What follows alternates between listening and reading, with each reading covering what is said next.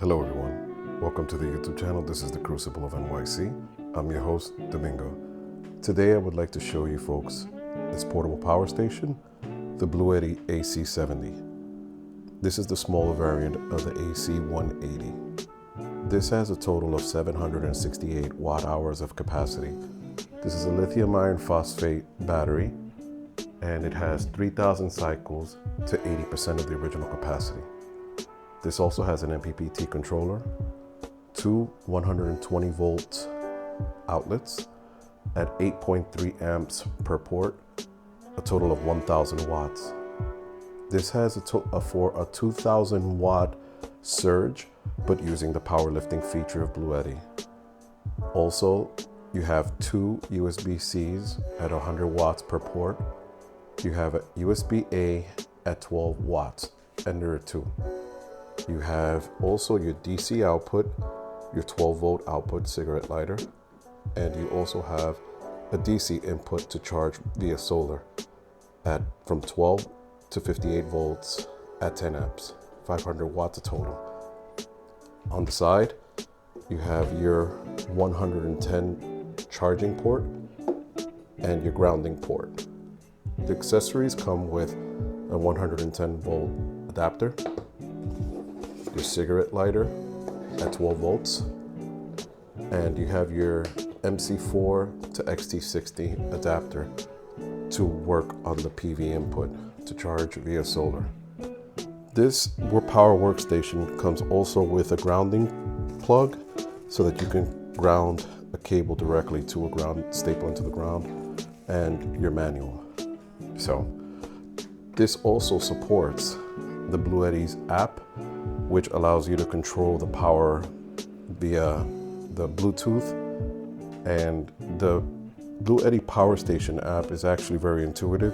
It allows you to increase and decrease the charging speed and to connect to see the status as well of the Bluetti. On the display, you have the DC input and DC output, as well as the AC input and the AC output, the total capacity as well, and the runtime hours. Not to mention also the eco, which mode it's on. In this case, this battery would definitely run a full-size refrigerator, but I wouldn't recommend it because of the small footprint and the small battery. This would be for like a smaller car refrigerator or one of those small dorm refrigerators. It could run for a couple of hours. Also, if you have like you have a TV, maybe a coffee maker, small coffee maker, you can utilize this battery to run these devices. Also, this turned off because it has like a timeout because it's been idling. So we can turn on the AC and we can turn on the DC, and then you'll see on the front panel that AC and DC has been enabled. So this battery is great for emergency purposes. You could take this camping, and if you have an apartment or if you have a house and you don't have the budget to buy other bigger batteries packs from Bluetti, say for example like the AC200L or the AC200 Max or 200P, any of the bigger battery packs that are over $1,000, this is a very budget-friendly battery pack.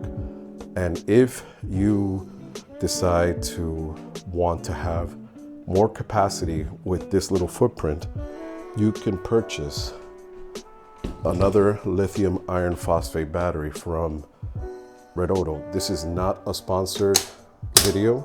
None of these devices were given to me. I purchased this with my own money.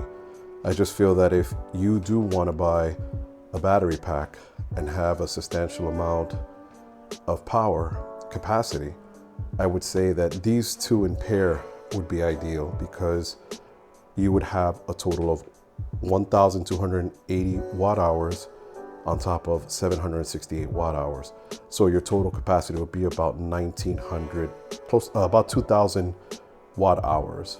And in this case, you have a 2 kilowatt system that can run now a full-size fridge for say like around 8 hours or maybe 12 hours, because now you have the capacity for this.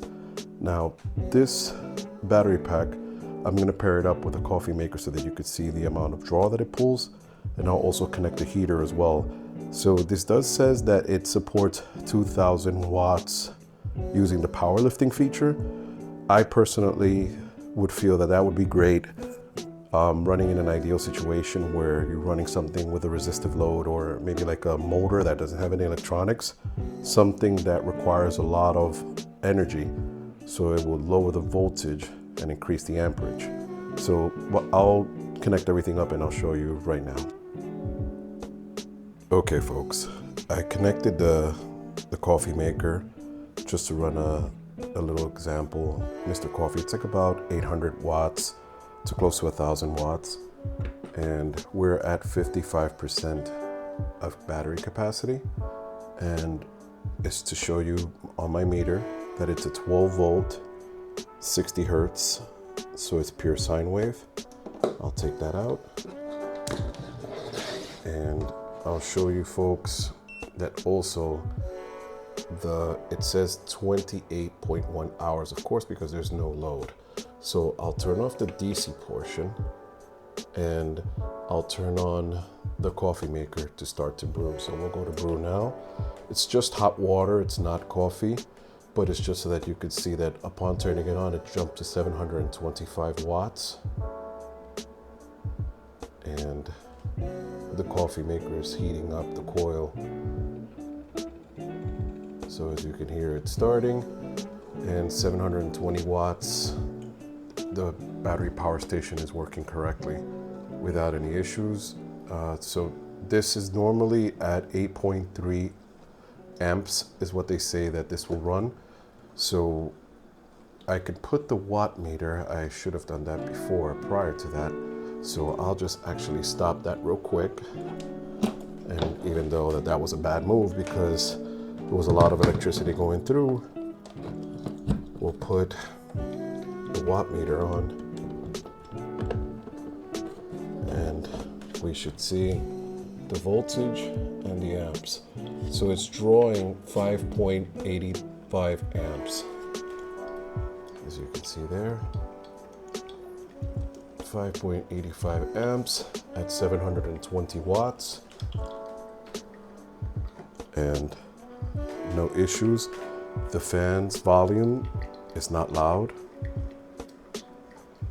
It's audible, but not too loud, as you can hear. I'm actually standing like about 2 feet away,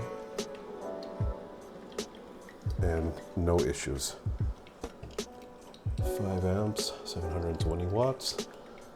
Seems like it's a success, and it looks like it's not a problem with the power. So the next test that I'm going to do is resistive load. So I'll put a heater on and I'll test to see how much draw that can handle.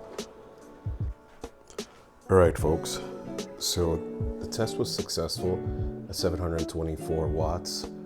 The coffee maker pulled like about 5 amps and changed. So I disconnected the coffee maker and I connected the portable heater.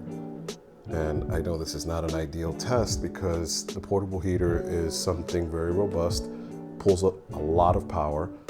And right now the power station is on eco. So I believe that if it's on eco, it would just draw a certain amount of power. I don't know if it would allow it to go to the full power that it would need, over 1000 watts, but we'll give it a try. We'll test this first on eco mode. So we'll turn off the heater. We'll just turn on the fan. And I guess this needs to turn on the heat. So we'll put this on low and we'll turn on the thermostat on the heater. And you see it draws 743 watts at 6 amps. Not sure if you can see that. It's almost about the same power as the coffee maker. So you're looking at about 740 watts, and this is on low. Now I'll increase the thermostat to see if it'll increase the heat, and I guess not. So this is the maximum that it could be at low. So we'll turn this on high now, and we're pulling 1450 watts at 11.82 amps, and still running strong. And heater's on. As you can see there, it's at 48% at 0.2 hours and 1449 watts at 11.82 amps. I think that's a pretty good success and a pretty good test. I'm very surprised that this little power station can actually run that heater. That's an 1800 watt heater. I'm sure that it wouldn't run all the way because it probably lowered the voltage and increased the amps in order to run that power that high, but I'm very shocked, very shocked that it actually ran that load. Now, what I do want to do is I want to move the meter up and I want to connect it up here and I want to run it again, but this time I want to put my meter inside the outlets and I want to see how the amps look. Well, it doesn't look too good there. Hold on. So we'll put this again. Okay, hold on. I think let's do this way. Okay, so we have this connected and it's at 60 hertz at 12 volts. So we'll run that test again. We'll turn on the heat on low. Pure sine wave still stays at 60, running strong, 12 volts, and at 6 amps, 738 watts. Now we're going to put it on high, and we're going to watch the meter. And it's 1450 watts at 11.83 amps, and the pure sine wave has not sagged. 60 hertz still. Very impressive. So I'll turn this off again. And the next test that I would like to do is actually run the DC load, which is a small load and then a bigger load. So I'll connect it to this tablet, USB-A, 12 watts, and we'll connect it to the tablet. And sorry, one hand, folks. So there you go. And we're pulling about 9 watts. Now keep in mind that this tablet's at 75% capacity, at 75% charge. It's a little bit glare there, but it's at 75%. So it's almost charged. And you have 9 watts running on USB-A. And we'll try running on USB-C. Okay, so it took the fast charge, 75%, and it's running at 35 watts. So for a Samsung tablet, this is what you should expect and what you would get for power. And if you have a gaming laptop, say for example, like an Asus Zephyrus G14 with a dedicated NVIDIA video card, we'll connect it here on the side. So it's connected here on the side, and it jumps up to 85 watts. Not bad. Maybe not the full 100 because my battery is a little charged. So the stated charge of my battery should be like around 85%. So yeah, 83%. So it looks like the 85 watts is suffice to run. So these ports, they usually go up to 100 watts for the Asus. They don't support the 140 watts from USB-C. So far the tests have been successful. And when we're going to run the pairing for the Bluetooth app, this is how it would look like. So once you download the app, this is how the application looks like. You go to add device, and then it would come up and it would show you that there are 2 of them because I have another one here. So the other one that I have is charging and it's on right now. There's a smaller variant. I got this one for my daughter. So there's the other little brother, the twin brother. So this one's already at 99% charge because I was charging this one. And I have this one running now. So I have to now figure out which one is this one, being that I'm gonna take a guess with an eeny, meeny, miny, mo, but I don't wanna do that. I'll just turn it off. And let's see, turn that one off. So I'll swipe this down to refresh it. There you go. So this is the one that we have. And there you have the AC70. If you see that one. And then press OK. And it says the bind has been successful. You go to start. And now you can see the AC70. Okay. And there it tells you just the battery details, what's going on with the power station and everything. It gives you your photovoltaic, your solar wattage, what's coming from the wall, and what you're feeding for any DC peripherals as well as AC. This allows you to turn on and off the DC and the AC inverter, the DC power and the AC inverter, and it gives you settings. It tells you the guides on everything else. Eco, power mode, powerlifting mode. It allows you to turn off the eco mode here, and the DC as well. Let's see, did an eco. And firmware upgrade for those that receive it. You see an IoT upgrade. Click that so that it can upgrade your power station. And what we'll do is we'll connect the power on the power station so that we can get this juiced up a little bit. So we'll come here on the side and we'll connect this in. And once you connect it, the power station's MPPT controller switches on, and you'll see that it's 438 watts. It's charging. So that's ideal. And so what we'll do is we'll go back to the app and see if it's finished.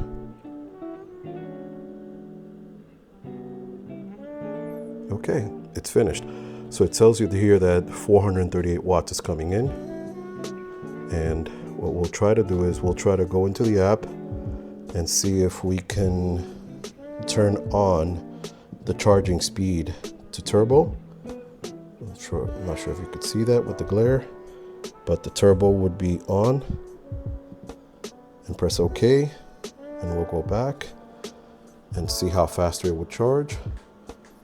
It's charging at 900 watts, 928 watts, which is great. There you go.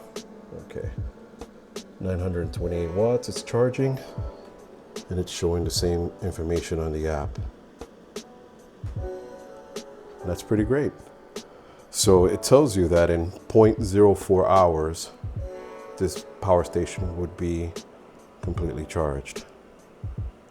And so the next test that I would like to do is I would like to connect the 100 amp hour battery into the PV voltage input and see what is the charging speed when it's connecting and it's charging. Stay tuned. All right, folks. So I connected the battery terminals, alligator clips, positive and negative, into the DC PV input. I left the negative out because I'm going to connect it so we could see this together. So I'm going to connect it now. And I heard the click of the relay switch. And let's see what's the drainage of the power, what it would use to charge that power station back. So according to what I was calculating at about 100 and something watts, it would take through that port because it's 12 volts. Now, if we look at the app, it says the same thing, 112 watts. So this is what you would have with one battery, one 100 amp hour battery at 12 volts, charging your AC 180. Now, what if we made this a little more interesting and we decided to get a second 100 amp hour battery, and we'll put this in series, another group 24 100 amp hour 12 volt battery, and we'll turn this into 24 volts, and we'll try to see what's the charging speed the charging speed for 24 volts, it should be at about 210, 220 watts. So I'll connect this and I'll get back to you. Okay folks, so I connected the battery in series to assemble it as a 24 volt battery. And I connected the battery terminal on the positive pole, but I also connected my meter on the positive and my meter on the negative so that you can see that it's 27.01 volts. So we'll go ahead and we'll connect the negative battery terminal, and you'll start seeing the Bluetti charging, and it's ramping up. And there you have it. With the two batteries, we're at 223 watts at a charging grade. So I'll try to see if you can see this better. You'll see in the PV side, it's coming through and it says 222 watts. And there you have it. So if you have two 100 amp hour batteries with a Bluetti AC70, you would have 222 watts. So now some people would say, hey, well, this was on sale for $329. Each battery is $150 each. That's $600. Why not buy an AC180? Well, you can. You buy an AC180 is $500 plus tax. You're about almost $600. Your inverter is a lot stronger, which can withstand a lot heavier loads without having to burden the smaller unit. But if you're not planning on powering a 1,000 watt refrigerator continuously for a long period of time, I would say then go ahead, get something small if you're not.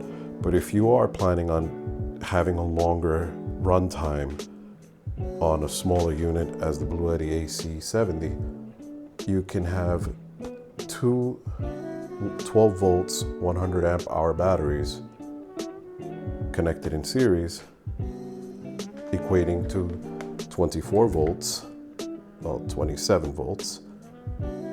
And you can charge your smaller power station. You can also do the same method for bigger power stations. You have the Bluetti AC180, the 200.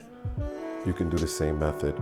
So I hope this has been helpful for you folks. And I did connect my cigarette adapter that has power delivery 30 watts and 2.4 for an iPhone, as well as a USB port. It has 3 amps. So if I connect this here, it's a little difficult doing it. So I just connected it there, and you see it's consuming 11 watts. And if I connect this one power delivery to the tablet, it's a retractable cord, and we'll connect this here to the tablet. Let's see if I can do this. There you go. It'll reset itself, and there you go. It reset itself because I pulled it out. So you're charging at about close to 50 watts, almost 43 watts, and this is fast charging the tablet as well. It's at 69%. So there you have it, folks. Some modular things that can help you to work with your power station. If you don't want to use your AC outlets, you can use your DC outlets. And if you have more USB devices, then you purchase something like this that will fit in the 12 volt adapter. This is from Lyson. I'll put all the links of all the adapters and all the accessories that I used. As far as the alligator clips, they sell another one that is fused for 10 amps. So that this way it doesn't pass more than 10 amps going into that port. And I'll put all the cables, all the accessories, everything I use, so that this way, if you're interested, you can feel free to purchase it. And again, none of this was sponsored. This was all purchased with my own money.